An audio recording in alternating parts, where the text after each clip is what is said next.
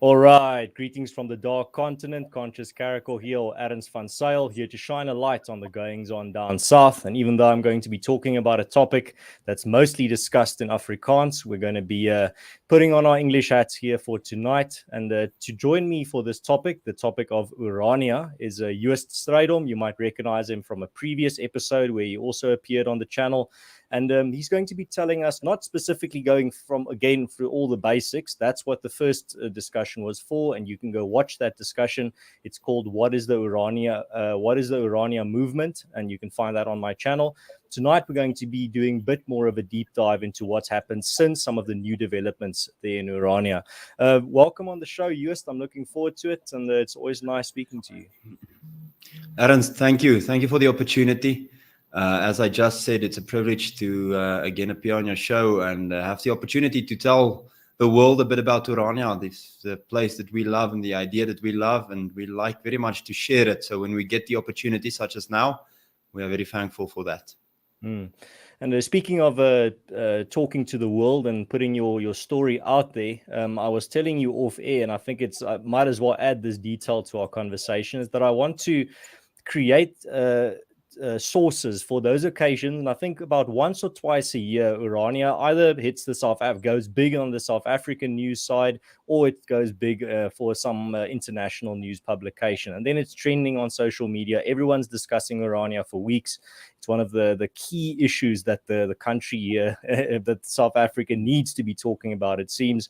And it's trending on social media everywhere. And the great thing when you have these types of conversations like we've had in the past is that instead of explaining Orania from the beginning again, spending an entire hour explaining it to people, you can just link them to these types of conversations, and they can listen to it in their own time, and they can learn more about what you're doing there over there in Orania. But I did say we're not going to be going through the same questions that we did last time, but there is two that I think are worth repeating, because you get it's a good way to build the foundation for what we want to talk about here tonight. And the first one is, I think the key question that not only people outside Orania ask, but I think people living inside Orania, it's healthy to ask this question to yourselves once in a while again, and that is, what is Orania and why does it work?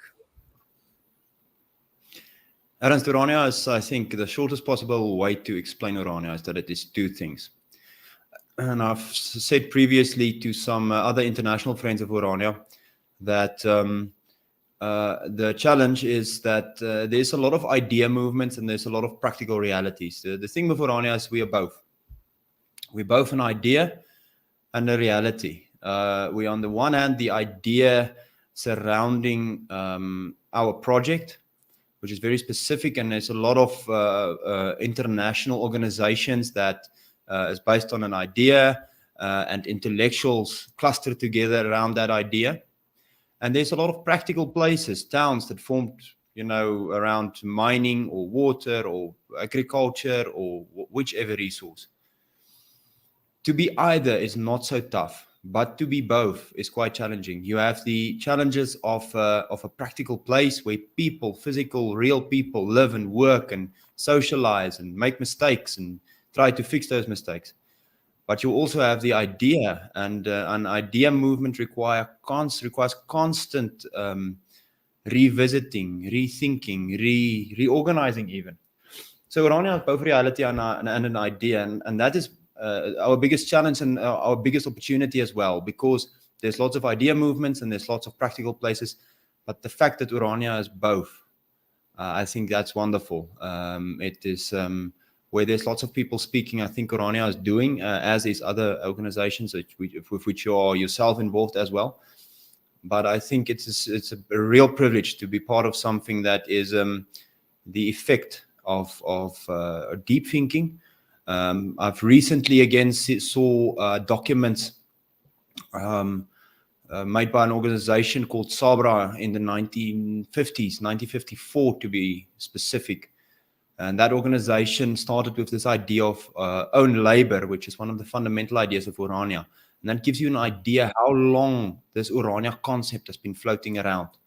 So Orania is something that's come a long way in terms of thinking it and now doing it. And yeah, that's basically it. So Orania is just in short terms, Orania is a community. It's located in the Northern Cape. It's an Afrikaner community, and it's a purpose-driven community because it's based on an idea. It's based on the idea of Afrikaner freedom. That's its goal. It's been its goal for a long time, even before the town existed. It is a town with about 3,000 inhabitants and just short of 6,000 supporters in terms of members of the Orania movement, people that associate themselves with this idea, although they can't live here yet. It is a town that in lots of practical terms, in terms of things like our flag, our what you can maybe describe as a currency, although it's not really that, in terms of its own bank, in terms of its own labor practice and so on, distinct itself from the rest of the world. And it's also the topic of a bit of controversy, obviously, for those reasons. And for the rest, I think there's a lot that I can say about Orania. I can ramble on the entire night about the things that we believe and the things that we want to do. But it's a community of to a large extent, like-minded people with a shared vision and a shared goal. And yeah, we are putting our idea to test and building it from the ground up. And I think it's important to note that what you are doing is an experiment. It is a pioneering project. It is not something where the world is filled with examples. You're just following a blueprint. A lot of the things that you're doing in Orania are groundbreaking things. A lot of them are so groundbreaking that even many Westerners can't even comprehend what you're doing. It doesn't register in their framework or in their worldview what you're doing. But specifically, I think there's one part of your model that is very confusing to people on the outside. I mean, I made the joke on Podletik a few months ago that even people out, not even talking about many Westerners that can't understand what Orania is. Many people outside the West have been so Westernized in their thinking that they also are confused by what Orania is. It's almost as if the modern West is just incompatible with the Orania idea, what the West has become. But one of those key things about your model is just the very simple question that you get asked every time. I think it's one of the questions you get asked the most, and that is, who can live in Orania? Who qualifies to live in Orania? And I asked you this question last time, and why I'm asking you again is I think in the answer is also a truth about what Orania is, and specifically that answer about who can get residency there.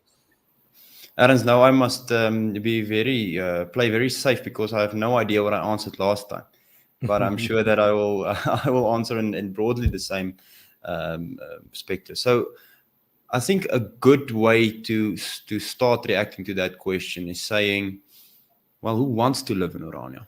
Who wants to live in Orania? And the reason I state that question is, in the early 1990s, Orania started in 91, right? The physical, the town was bought in 91, and then the hard work began. The idea movement a bit older than that. In 1991, no one asked us who can live in Orania, right? There was no such question in the media. No one wanted to live in Orania. No one had any ambitions to come to a semi-forsaken piece of desert with almost no infrastructure, with no functioning economy, with almost nothing, with no willies, no clicks, no malls, no fancy places to stay, where the houses are semi-demolished. The situation is it was a dire situation in the beginning of Orania. Volunteers worked through nights just to get a school building to a point where children can actually enter the classroom and go there, right? Then nobody was asking that question. Then Orania was a lot of hard work. And for the 10 years after that, nobody was asking that question either. Because someone who violently disagrees, or not violently, vividly disagrees with our philosophy, our culture, or our religion, didn't want to come and live here then. They only started asking that question when Orania started showing success. When Orania managed to establish a bit of safety, right, in an ever more dangerous South Africa. When Orania has become a set of nice communities to live in, with friendship between neighbors and so on. Then people started asking that question.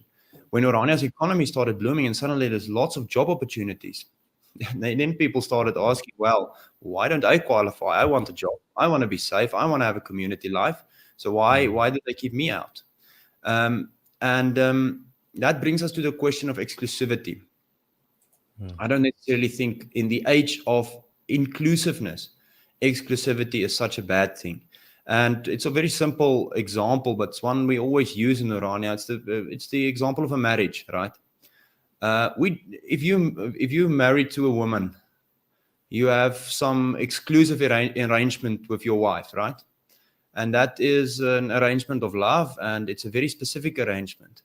And it would be fair to say that either party would not be very happy if you stop that exclusivity. It might even end the marriage.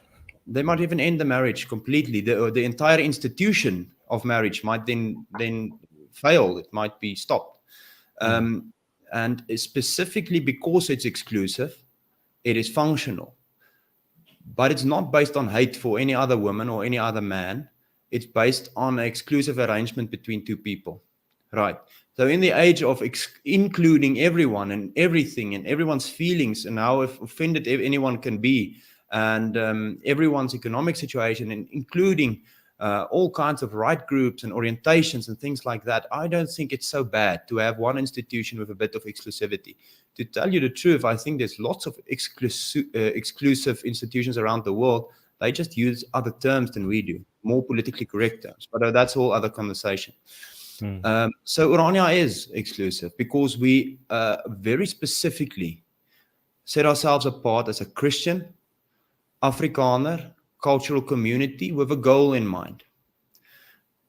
That doesn't mean there's no diversity in Orania. There's people with very, very diverse political viewpoints. There's people with very different other viewpoints, just general life points of view and beliefs and things. However, the baseline is that Orania is, without apology, a Christian community. A Christian community that celebrates Sunday as a holy day in the entire town, with very, very few exclusions. All shops closed. It's a rest day for us. We go to church and things like that. We celebrate our Afrikaner culture. We celebrate the Day of the Vow. We celebrate our own set of public holidays, and it's things that we are proud of. Now, as I said, Orania has managed to, over the past few years, become successful to an extent, at least to a point where it is nice to live here, right? It's a nice place to live, and that success now draws people to Orania, but they're not necessarily people who want to celebrate, Afrikaner-specific cultural holidays. They are not necessarily people who want to celebrate days that are important to us. They don't see the Day of the Vow on 16th of December as a holy day. They maybe don't have the Christian faith, but there's an advantage for them to now come here. And that is why it's so important, right? So Orania is a goal-orientated community, and if you're actually truthful, and the fact, if you're truthful in the fact that you're really striving towards a goal and that you're really a cultural community, as is applicable in Section 235 of the Constitution, which guarantees cultural self-sufficiency, self-determination, then you must be specific and to some extent exclusive. Because if you are not, then the only exclusive factor starts being things like white. You're just a white community.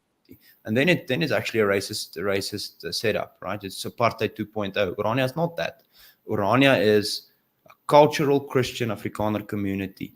And we actually liaise with other groups, with other viewpoints or orientations, with the help of Parent Ace from Cultural Liaison AfriForum. We had a very good conversation with traditional tribes in South Africa. We've had a relationship with Mnyameni for the past more than 10 years. It's important for us because we understand that people have the need to establish communities that are on some level specific, homogeneous, or exclusive, if you want to call it that. And we will help them establish those communities. and become less sufficient on the state and more dependent on themselves, and live out their faith and their culture. No, Joost, you sum it up very well and very thoroughly, and I think you covered everything. But seeing, as I pointed out earlier, why I think this is such an important point is that everything about Orania is almost revealed in that question about who wants to live there and who can live there. But just a final, very short question. You don't have to give a detailed answer, but just in a way to demonstrate what you were talking about, because I want people to understand this, specifically people living in Europe or in America. If, for example, a German or an Englishman or an American or a Czech or a Russian, if either one of those groups, if they just want to come live in Orania, they just want to live in a quote unquote all white community, can they just come live there? And as long as they contribute to the community, they're welcome there. What would happen in that scenario, just to demonstrate what you were talking about earlier? So, Ernst, Afrikaners is a folk created out of different European nations, different. So, we have a background that is to some extent diverse, right? Even as often as 100 years or even less ago, there were still like people from different European countries coming to South Africa, and 2-3 generations later, you wouldn't recognize them as anything else as an Afrikaner, right? However, just coming to Orania because it's going bad in your own country, or as you said, you want to move to a white community or so on, it is important to realize that Orania has got a right to residency process. And if the only thing that we measure is your skin color, obviously we are out of line in the Constitution, and we are not. They're not untruthful. It's cognitive. It's dishonest actually, because you say you're one thing and you act like another thing. So the right to residency process actually requires you to be able to speak Afrikaans and do things like that. And it is, every case is weighed on its own merit. But as I said, Orania is a place for Afrikaners. So anyone is welcome to apply. We've had applications from very diverse groups. Some of them antagonistic in nature. Some of them just people who really wanted to come and live here.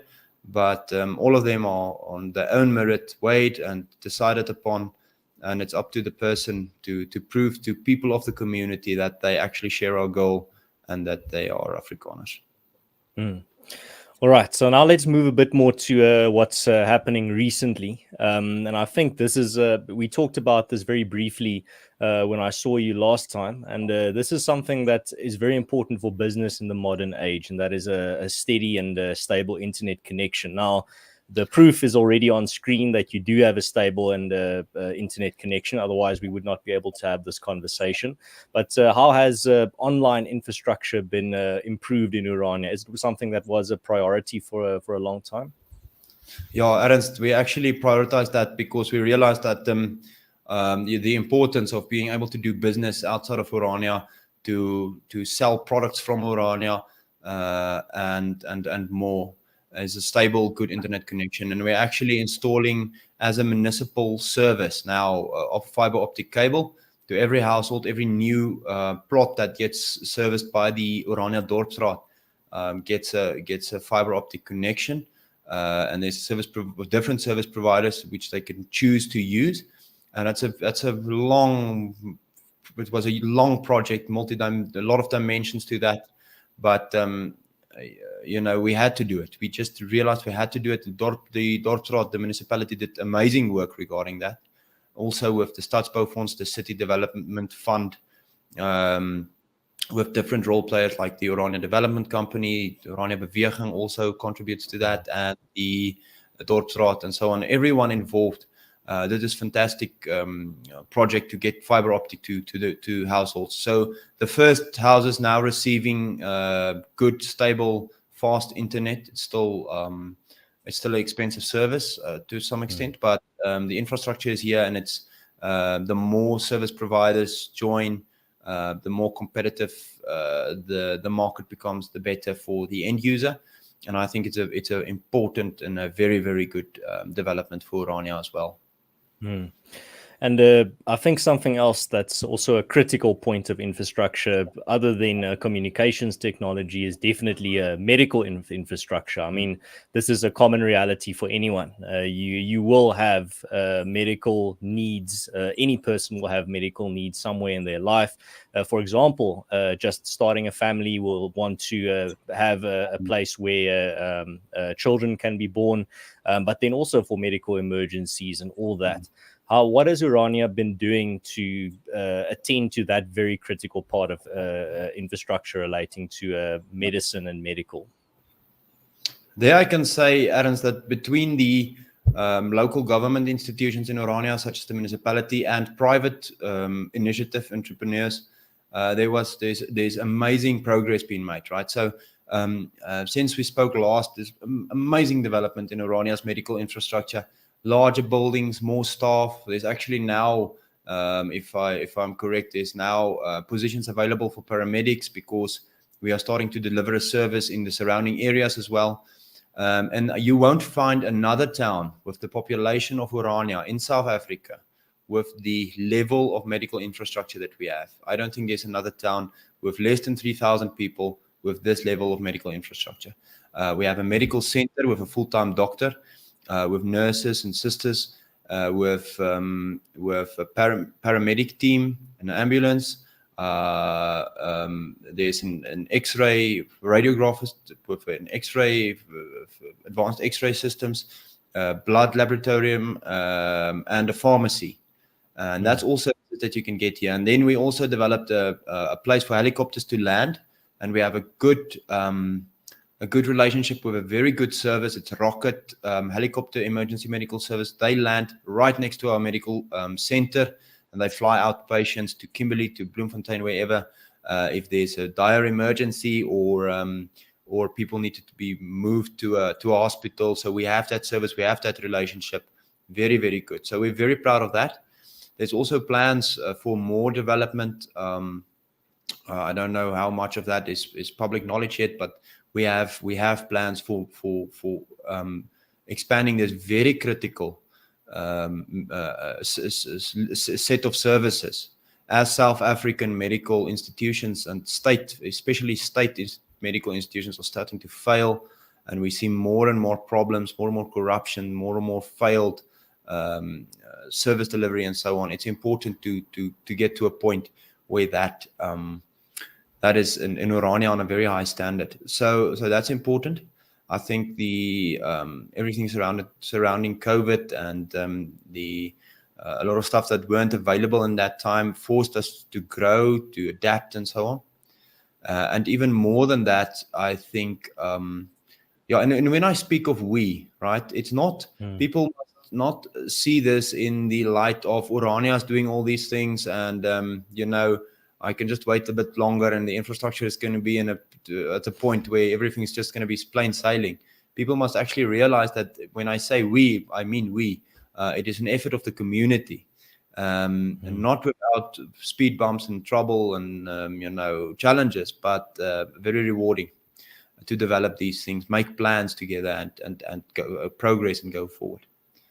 So that's some of the stuff. I'm very proud of our medical infrastructure. I'm very proud of Dr. Philip Notnagel and his team, and they're doing a very good job.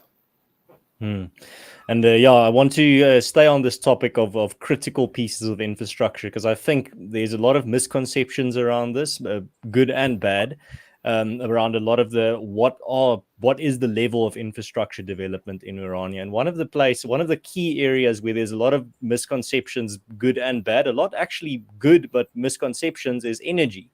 So there's a misconception. It's not popular, but some people believe that Orania doesn't have load shedding, or that it's already completely energy independent. Can you paint the picture for us? What is the energy situation in Orania, and do you have load shedding or not? Ernst, I very much wish that I could answer, no, we don't have load shedding. We're totally load shedding free. It would be very nice to answer that.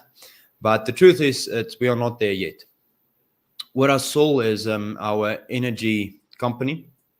They started about 2 years ago with planning, fundraising, and so on, to get to a point where one of Orania's big dreams energy self-sufficiency, energy independence could become a reality. And we're not there yet. You're going to have to give us a bit more time for that, but we're working towards that. So what we did is, and remember, Ernst and everyone listening, the major thing is the availability of resources. That's the only thing holding us back. Without state resources, still, our tax money flowing out of Orania, not getting anything back for that in terms of state services not being delivered in Orania. We have to make everything work as a commercial entity itself. So Orania's solar farm project under the steady hand of Rian Jacobs, which is the project manager there, and then the committee, which is some guys from the Orania Dorpsraad and others.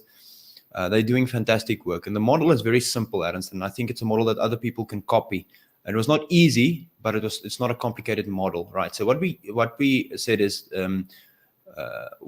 one should do is we should start by raising funds by getting investors. When you get enough investors, you can get to a point where you can buy or finance solar infrastructure, enough to start the first phase of the solar farm, which then is grid tied. It puts electricity back in the grid, and that went on expanded on the one hand the solar farm, on the other hand the incentivization of private initiative, and together that made up about 33% of Orania's total energy needs.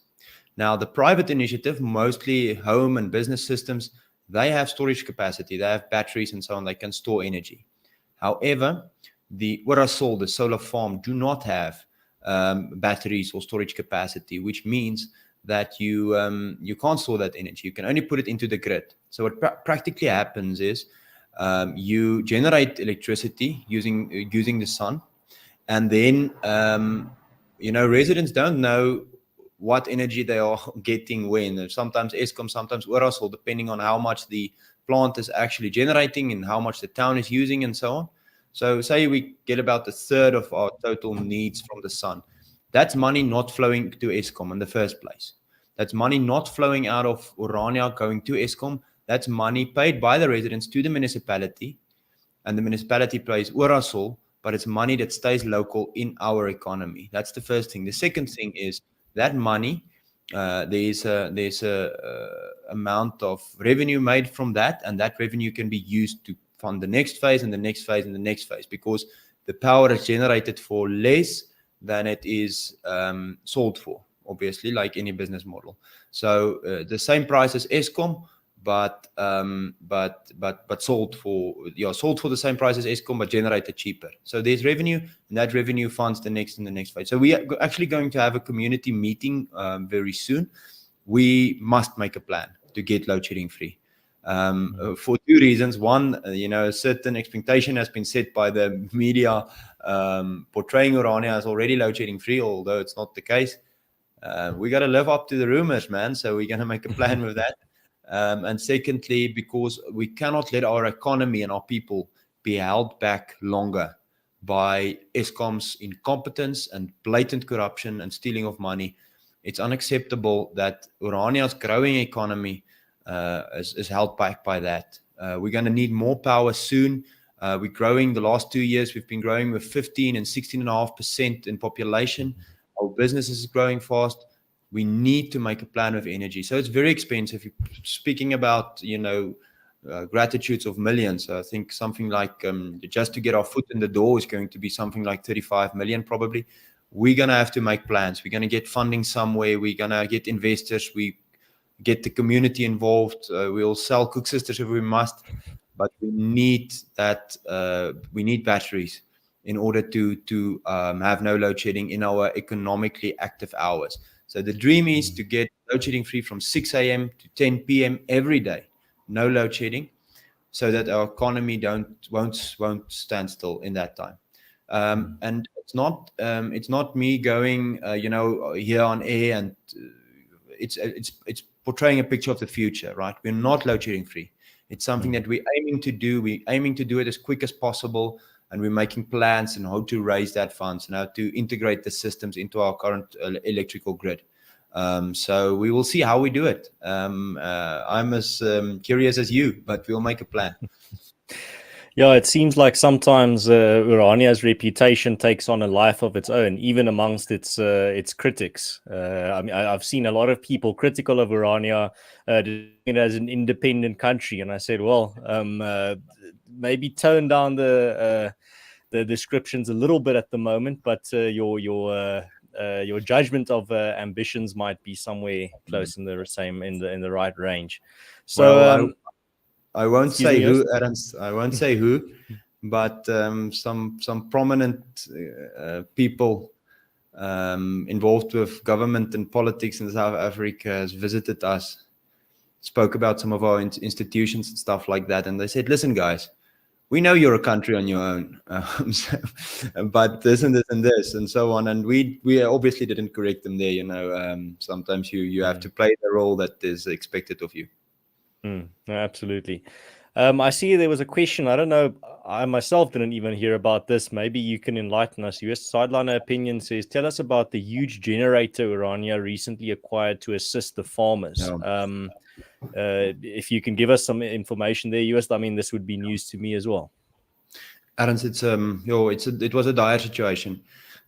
So you have to understand a bit of the history of Orania and its establishment and the entire scheme around the Orange River to actually fully comprehend the situation. The only reason why people can sustainably farm and experience economic growth and prosperity in the Northern Cape is because the fact that the Orange River is made sustainable. It is made sustainable by the previous regime, who has been in the past. What do you call it now? They've been called out for making the dams too big, and now there's not enough water in the dams. But the construction of two dams in the Orange River, the Van der Kloof Dam and the Gariep Dam, made it possible for the Orange River to be a sustainable river, not a seasonal river with droughts and floods. And that made farming possible. So the first prerequisite was the construction of the dams, right? So now you have steady water and you have land, so you can start farming. There was no major farming activities in the Northern Cape. It's something very important when people start speaking about land claims. Land on itself without infrastructure is not worth much. If you can't get water to your plants, the Karoo is very much a desert, right?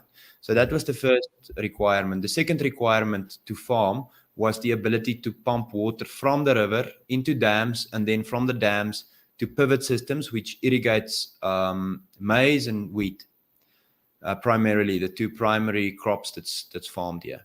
So you need water, a sustainable river, and you need electricity. If you take those two things away, you're in big trouble. And Eskom took away the electricity. I recently heard that a lot of people is not experiencing load shedding as bad as we are. There were multiple people, from KwaZulu-Natal, who said in the past few months they only had 2 hours a day of load shedding. Orania has had 8+ hours for a long time in the last months, and the farms surrounding Orania as well. So firstly, you need to be able to run all your pivot systems, which does the irrigation. And secondly, you need to be able to run massive pump systems, which pumps the water from the river to a dam and then distributes it from there furthermore. Now you have load shedding for 10 hours a day, so your pivots can't move, right? It was in a time where the day temperatures in Orania was between 40 and 43 degrees Celsius every day, without a cloud in the sky, the sun baking down on the crops, they're drying them out. For 10 hours a day, you can't irrigate. Normally, during this part of the development process of the maize, they need water in order to make, what do you call it? The little dust that fertile, the pollen, whatever you call it, in order to make the fruit, right? So pollinate it, yeah. So it's a critical stage in the development of the plant. It needs water. It needs to be wet. And then suddenly your pivots can't run. And in the time that the power is actually on, all the dams are empty because the pumps didn't run for 10 hours, right? So we had to make plans, and Vlek is called 272, which is the agricultural part of Orania, in working together with the Wilco Group, which is a local logistical and farming business, bought 650 kVA generator, a fresh billikie, a strong generator that was able to pump water to the dam. So at least in the time that there's electricity, the pivots can go because there's water in the dam. So that was a very important investment to just save the entire harvest. I don't know if you saw, there was some protests in the Northern Cape, farmers closing roads with their tractors and stuff like that because of load shedding. Luckily we got rain in the area, but it is a critical situation. A lot of farmers very, very nearly got destroyed badly, and a big part of the harvest was almost gone. People had to prioritize which crop circles they're going to, which fields they're going to save and which they're going to let go. So they obviously focused on the best ones in order to let them survive. But yeah, that generator was a lifeline for the people. There's someone in the comments helping me with my English. Thanks for that, guys. Yeah, it's the pollination. Yeah, I mean, well, yes, my English was also not able to help you out there. So thank you, the Bye Donkey Indo. There's another piece of infrastructure that I think becomes more and more important as your population grows, and if you don't pay attention to it, and if you forget about it, it can put you in a very crappy situation, and that is if you and that's sewage. Not only the word's not refining, but how to deal with sewage, basically. But see, my English is also leaving me now. But yeah, the sewage plant that you've built there in Orania is an amazing thing. I've seen it in person now. It's actually no insult to the plant. It's actually using very primitive technology to do something to serve a very large future community. Can you tell us a bit more about this? I think it's the word will come to me, but the sewage plant that you built there, can you give us a little bit more information about how it works and how many people it can serve? Yeah. So I think one of the challenges in South Africa is not necessarily the big things. It's most of the time the little things, the normal things, the things that people forget. All right. So a lot of people don't know how basic construction of a house works, right? So who of us can know all the fine tricks of building a house and how cement is set and all the technical requirements for that. But if there is a large enough part of the population who don't understand that, and there's no one left to build houses on a certain level with certain technical, measured, scientific processes, the ability to build houses quickly goes away. And it's the same thing with infrastructure. If there's enough municipalities who can't keep things like sewage and electricity, and I'm not speaking about Eskom, I mean local infrastructure in the municipality. If they don't keep that things up to check, a municipality goes bad very quickly. So I think a lot of Orania's success is just doing simple things, straightforward things, but things that are not happening in the rest of the country, and things like the sewage plant which is being built. So it serves 3,000 people as it is currently. It is built to be modularly expandable to serve up to 10,000 residents. The Orania Dorpsraad, which is our local like city council, city council, local municipality, or not municipality, local government, under the led by Gawie Snyman, the town manager, is planning all their infrastructure now for 10,000 residents. And the sewage treatment plant is, as you said, it's quite primitive technology, and the way it worked out is actually fantastic. We knew that load shedding is going to become a larger and larger issue, and it was one of our concerns. I see there's it in the comments as well, to be able to run without electricity. So no electricity needed. We didn't foresee going to stage 6 so quick, and it's very good that we were able to actually build this oxidation plant from the beginning without needing electricity. So the sewage goes into, it's a set of processes. Actually, I actually did an interview. It's on the Orania Bewegings YouTube channel. People can go check it out.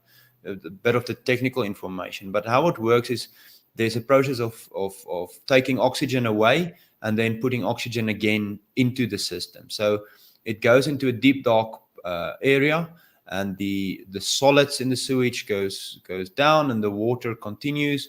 And then it's again taken into another dam where certain plants are used to put oxygen into the water. And from every dam it overflows to the next one and to the next one. We actually took a photo with a drone recently, and you can see how the dark water gets clearer and clearer and clearer and clearer and clearer till it gets to the final dam. It takes a lot of time. It takes I think months for the sewage to actually be cleared, but there's no external input needed. There's no electricity needed. It just continues to get clearer and clearer, and to an extent where we actually now, the next step is just to put up a little solar panel system with pumps to pump that clean water out in the end, to irrigate around the sewage treatment plant. We want to plant some grass around it, so the grass can grow, stabilize the earth around the sewage treatment plant. And then it's in a position where the earth is, the ground is strong, and the plants help to filtrate anything, and it's going to look good. Orania sewage plant with nice green grass all around it. So yeah, but it works very, very well. We're very, very glad to see that the system is working, and we now know that we can expand it to a point where it can serve 10,000 people. I think it's an amazing project. People can check out some of the statistics on our Facebook page and on our YouTube page. It's very interesting. We moved a lot of earth. I think almost 100,000 tons of ground was moved. A lot of cement, beton went into that, concrete. Very good job. I think it was 5 guys who did most of the work. They got contractors in some of the construction and so on, but a small team doing that, learning a lot of new skills. It was a challenging thing, but in the end it was completed in a total of 18 months from start to finish.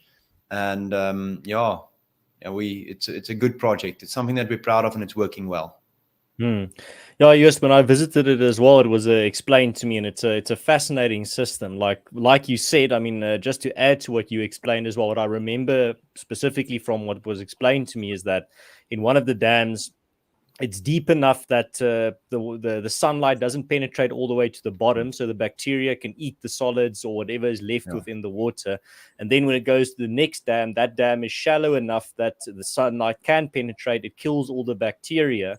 So and then it just goes on and on and on until the end, until it's clean. It's a fascinating system. But yeah, it's you will see I'll talk about this a little bit at the end of the show, but you will see some shots of it in the new documentary that's coming out. The last thing that I think is very important, Joost, and that is education. When it comes to Orania, there was a article recently that was published about the potential of Orania getting a new surge of students coming there. What's that all about? Is Orania becoming a student town, or is it going to just get some new young Afrikaners there to come study? What's the deal there? Yeah, it depends on what the student town is. I think the dream is to establish a new way of educating people, a new way of thinking about education. The dream is to establish an institution where children, where young students get more than just a qualification. The state of modern universities is absolutely it's in horrible shape.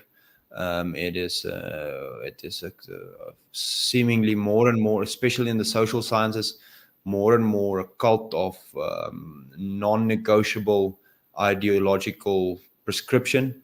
And Orania needs to rethink that. We need to be able to get to a point where we train young Afrikaners to think of more, to expect more of themselves. We want to make people trainable before we train them, if that sounds right. I think a lot of the problems in the country is that people are not, they don't get taught to how to be trainable. So you can't even start working with them because the education is not something that matters to a lot of people in South Africa, and a lot of people in tertiary institutions as well. So Orania has got 2 schools. Both of them is primary and secondary schools, and then we have a tertiary training institution, which is at this stage very specifically focused on trades for a few reasons. One, it's something that we need. Orania's construction is one of the major developments in our town, major economic sectors. And that is something that we need to feed with young people that is able and willing to do those jobs. It's a skill that Afrikaners lost. We lost technical skills going through a part of our history where we just wanted to be manager. So, we went through our own little managerial revolution, it seems. Say again? We went through our own little managerial revolution. Yeah, exactly, Adams. And I think the problem is that we lost in 2 or 3 generations a lot of technical skills, construction, woodworking, carpentry, steelworking, all those very important skills. Orania is, to some extent, on a very small scale, is like a bit of a new civilization almost. And those are the people that you need the most. It's people that can work with their hands, that can build things, create things, create housing, create businesses, and things like that. So for those reasons, it's people that we need, people that can do a job, that can construct a town, that can build a city, that can take us on the road to freedom. But secondly, it's also something that is more possible to get accreditation for than, for example, some of the academic things that we want to be able to do later on. That is, we are in conversation with institutions like academia and so on. We want to also be able to train people in academic terms, whether that be whatever, lawyers, doctors, teachers, everything. But at this stage, the things that you can study in Orania is a diploma in civil construction, and then electrical course to become an electrician, and the plumber's course. There's also something that's called thuisversorging in Afrikaans. I'm not sure what that is in English, but it's basically home economics. Say again? Home economics. Okay. Yeah. So that is also a course that you can do here. More, I think, focused on the ladies, although there's obviously some ladies doing the electrical, the plumbing courses as well. And then there's also now an agricultural qualification, which is a 3-year qualification in boerderybestuur, farming management. Something that we're very excited about. It's still in its children's shoes, but that's also growing and very important for our community and for the surrounding area, to train good and to empower young Afrikaners to be good farmers, to think anew, to think creative about some of the challenges that we have. So those are the courses. I think one of the main things that's holding us back currently is student housing. We don't have enough housing for the people that want to come here. If we had more housing, that would be solved. So we have 2 official residences for students, like hostels, student residences, and then also some of them live in town, like in apartments and stuff like that. And they then participate in student life as a city hostel, like an ad hoc arrangement. And then we're looking to build more, to construct more student housing. It's very important to be able to grow that part of Orania as well. So maybe Orania will become a student town. I'm not sure, but there's definitely potential to train a lot of young Afrikaners here. Yeah, I just want to read 2 comments here from the chat that I think are very nice. So, Jose de Silva says, my favorite small town. Every road trip that I take to the Western Cape, I always spend an evening or two at the campsite by the Orange River. And then Sideliner Opinion says, there are wonderful self-catering and other more luxurious accommodation in Urania. You will not regret visiting them. Safe and clean and affordable. Yeah, well, I've also visited more times than I've lost count now, Joost. But at the same time, I can also recommend it's if you are specifically, especially if you're doing the trip either from Pretoria down to Cape Town or from Cape Town up to Pretoria, it's a very nice place to just a perfect halfway stop. It's perfectly in the middle, halfway between Cape Town and Pretoria. And some of the best steak I've ever had was in Orania. Some of the best overnight stays I've ever had when I'm driving on the long road has been in Orania. I can give it praise all day, but it's definitely something I would highly recommend is to go visit there. Very strategically not telling the audience that some of the best beer that you've had was also in Orania. Absolutely. Well, like I said, there's so many reasons to go. Some of the best beer, the best beer that I've ever had as well is there in Urania as well. You have to go make a trip there, just a pilgrimage for that. I see Iron Duke is also in the chat. Nice to see you, sir. He says, good to see Urania is doing so well. Yeah. Yes, it's always nice to hear from you as to how it's going there in Urania. Now that we've covered all the latest infrastructure developments, all the things going on in the most important sectors of Urania, there's another story a little bit less important than what we've already talked about, but it was the reason that Urania has recently made the international news and was also trending here in South Africa for a long while. And that's the fact that in a new twist in the plot, we've realized that a lot of Moroccans now know that Urania exists. So very, very, very quick context before I want to hear what the Iranians had to say about that. I can't remember exactly when it was, about a few months ago. Is it Nelson Mandela's grandson, I think, visited Morocco or one of those northern African countries, and he said that Southern Sahara needs to be freed from Morocco because it's a colony of Morocco. And then a few weeks later, Moroccan soccer or football supporters put up a banner at one of the matches that said, Little Mandela, the only colony on the African continent is Urania. Now, at that time, I think most people interpreted it as a negative connotation, as in Urania is colonizing South Africa. That's, I think, how many people interpreted it. I interpreted it that way. That's what they were saying.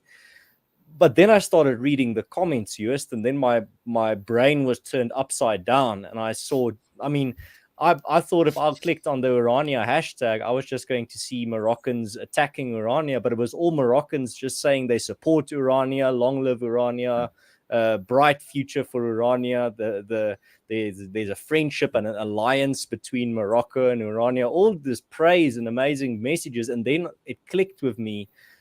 What they meant by the last colony in Africa is that Urania is colonized by the ANC regime, which was a fascinating, just like I said, a completely warping or upside down turning of my perspective on the whole scenario. And I have to say, it was very surprising. How was this news story received in Urania? And I know you were receiving a lot of these messages yourself, some friend requests from Moroccans on Facebook even. What was the talk in Urania when this was happening? How was it received? What were people saying? Well, Ernst, I would lie if I say anything that for the first few hours at least, utter confusion. We saw Orania trend on Twitter. We had no idea what's going on. We obviously didn't know about some of the soccer or football politics that was going on. We just found ourselves in the middle of a storm. But I guess sometimes the standpoint is the enemy of my enemy is my friend. And I think what basically happened, I started figure out my first reaction as well. It seems that the ANC's propaganda is starting to work because they called us now, the colony, colonizers so many times that it's our first reaction when someone speaks about colonizing it. It almost, we immediately assume that this meant us. But it seems that these guys actually meant that Orania is being colonized. No, actually, I think Orania is one of the few bevryde gebiede. We are starting a trend. We are freeing South Africa bit by bit. We want the Zulu people and Xhosa people to free their own areas as well from this ANC regime. But Orania is actually that. And we started realizing by the flood of messages on every possible social media medium, on Facebook, on Twitter, on TikTok, on YouTube, and loads of emails and messages that Morocco is now supporting Orania. They are on the side of the Iranians, and they made it very clear. They said things like, freedom for the Afrikaners. You have to get out of this criminal regime that's oppressing you, and stuff. Yeah, wishing you luck for the future. Yeah, all the good best luck. and strength to Orania. Yeah, it was wonderful to receive this support, but it's a bit of a complicated situation. Obviously, we in general support self-determination for anyone that's got a legitimate claim to it. And I actually had a good conversation with some people of Morocco about this topic as well. More than just Twitter and Facebook comments, there's actually very nuanced and very nice conversation about self-determination in general. I was speaking to a Moroccan journalist just earlier today as well, and I think it's good. Some of these guys said, we were the first to recognize United States independence. I didn't know, that was a fact. Didn't check it either, but I took their word for it. And we are ready to recognize Orania's independence as well. So, I mean, we like that kind of support. We like people supporting our cause. It's good to have international relations, sometimes from very unexpected areas. I think Afrikaners are so, we're so in the same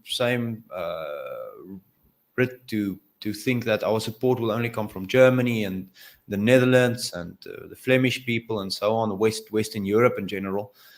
But then suddenly people like the Indonesians come out and they come, they do some cultural activities in Orania, and you get people from the embassy visiting Orania, and you get people from the consul general's office visiting Orania. We have very good conversations. We get people from Japan, political positions in Japan, and then this very unpredictable bingo card for 2023, the Moroccan people, in mass supporting Orania. So it's always good. Support is a good thing. Conversation following on that support is even more important. But we enjoyed it. It was something totally unexpected and very nice. And I think the Orania movement, as I said many times, the Orania movement is a freedom movement. We associate with freedom-loving people, and as a freedom movement, international support is very important. It's something that you can go and ask our opposition. The ANC knew that international support is not negotiable, and they managed to, through the institutions of the time, whether that be the UN or other international groups, pressure groups, managed to get SWAPO and the ANC. They got so much support from international groups that there was really no other choice in the end. There was so much pressure on South Africa, on the previous regime's government. They just couldn't maneuver. So that just shows you the power of international support. It's really important. Whether that be individuals, whether that be governments, whether that be groups or institutions, you have to speak to international friends. What a privilege it is to have our supporters in Western Europe, but also from unexpected groups, unexpected people, to get support and people telling that they support us and support the Afrikaner cause. Just on that topic of international visits, there was two very, I think, productive visits that you had recently as well, last year, and I think now, in recent months. And that was firstly from your friends in South Tyrol, and then there were also some Flemish friends of Orania that visited. Can you quickly tell us a bit about those two visits? Yeah. Quick context, the South Tyrolean people were German-speaking Austrians. After the First World War, the area were given to the Italians, And under fascist Italy, they were oppressed very badly, not allowed to speak German or get education for their kids in German, at least. Their culture were repressed very badly, Suppressed, yeah. and that actually, gave them the fire to build their own culture, build their culture, and preserve their culture. So they have a lot to associate with Orania. And the Friends of Orania in South Tyrol was established in 2010, if I recall correctly. 2010, and they've been, donating to projects in Orania, housing campaigns and stuff like that. And we've had a wonderful relation with them culturally, politically, and also practically in terms of help here. We visited them earlier last year, and some of their representatives came here to Orania for a week or so, end of last year as well. So always good to keep up that support.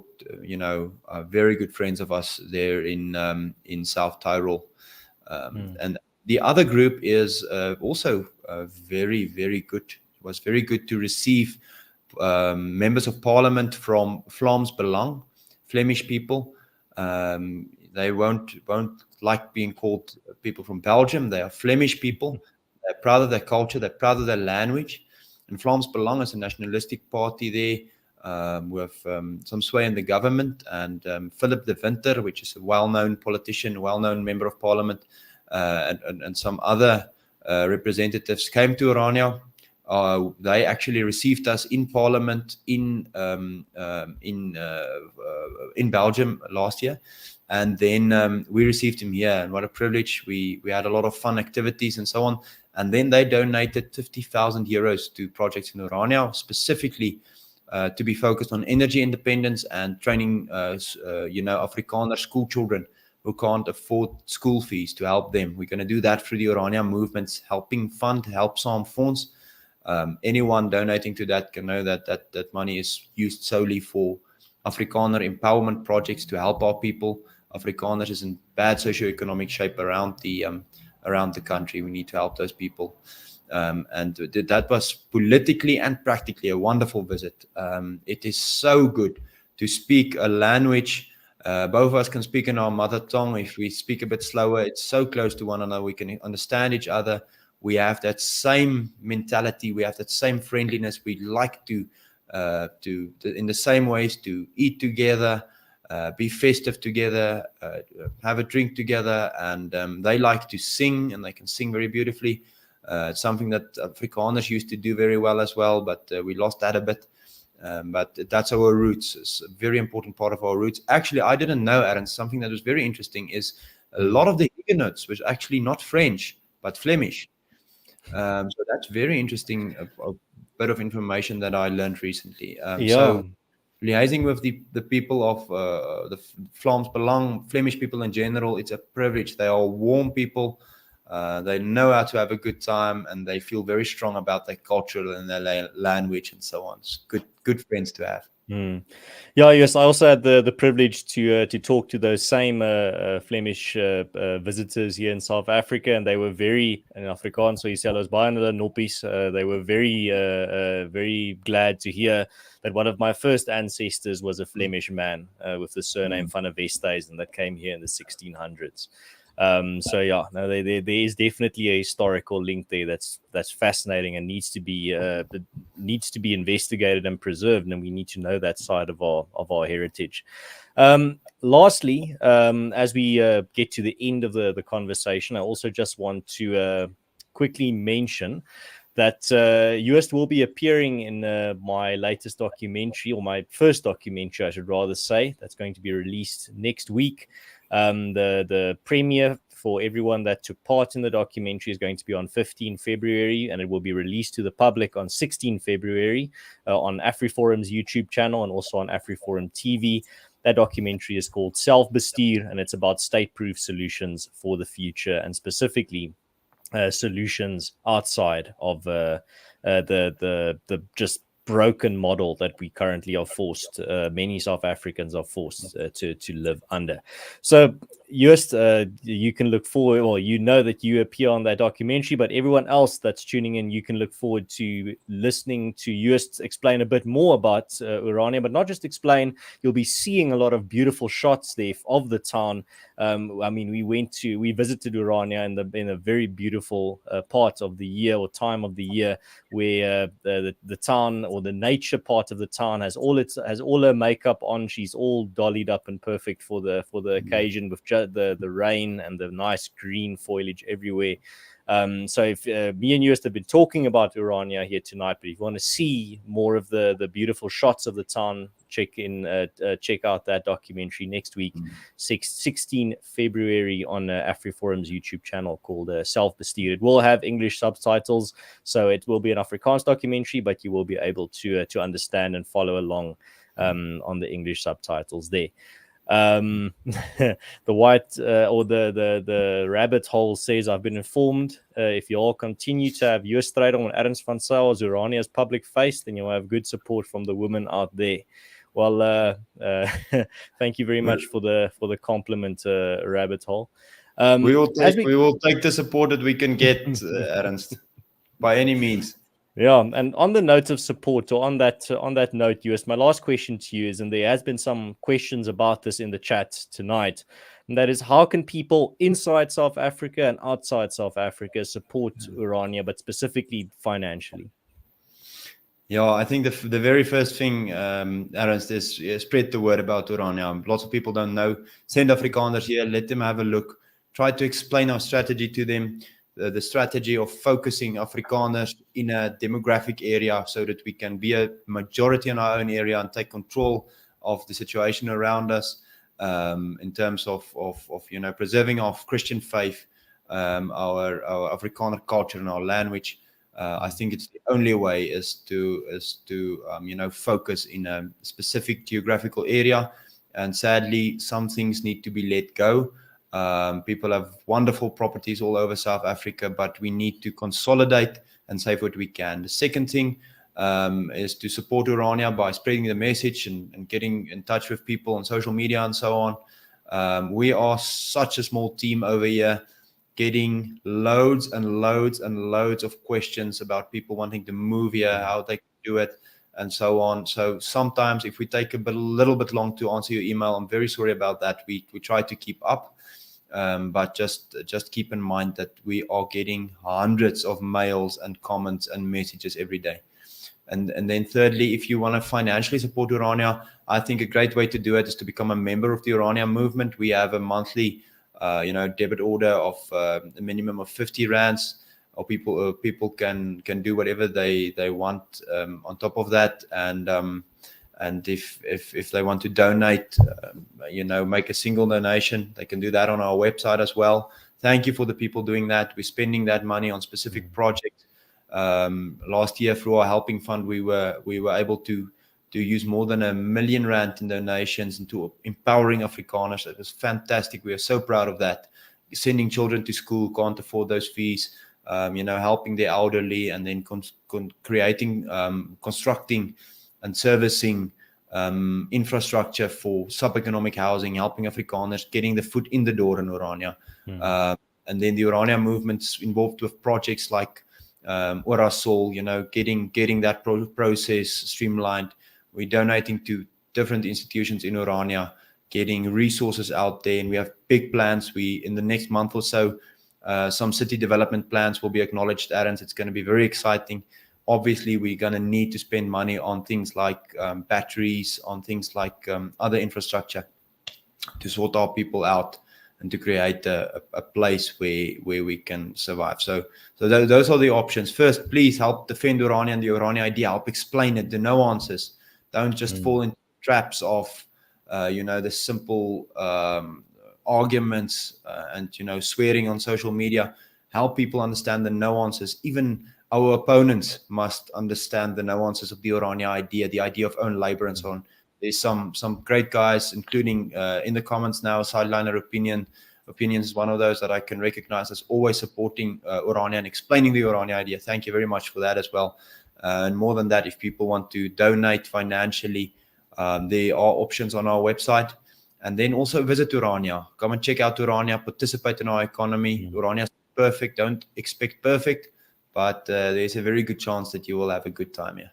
And yeah, you just said people can go to your website, and just to clarify, people inside and outside Orania, inside and outside South Africa can donate through your website. Yeah. We have a system called Pay Fast. It's like a South African version of PayPal. So you can just punch in all your information there, and you make a donation, and you can put a reference in there if you want it spent on something specific or so. We really appreciate it, guys. It helps us a lot.